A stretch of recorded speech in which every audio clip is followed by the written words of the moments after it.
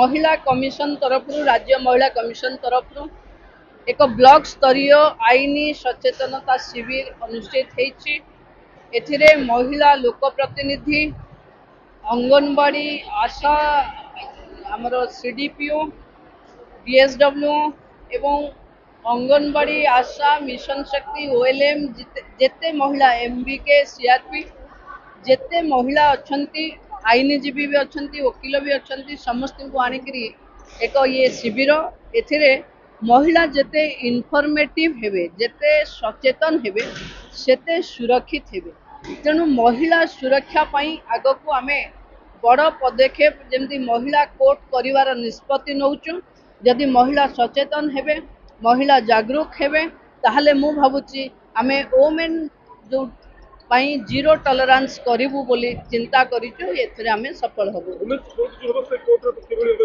देखंतु आमर आईन मंत्री कहि सारी जे राज्य रे महिला कोर्ट बहुत जल्दी हबो एवं सेथिरे जज रु आरंभ करी लॉयर पर्यंत पेशकार पर्यंत स्टाफ भी सब महिला रहिबे।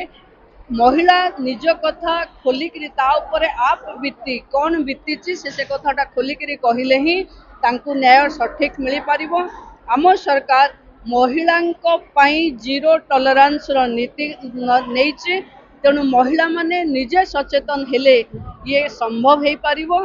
तेणु एमती प्रति ब्लॉक रे ही जन जागरूक महिलांको पाई सचेतनता शिविर होछि।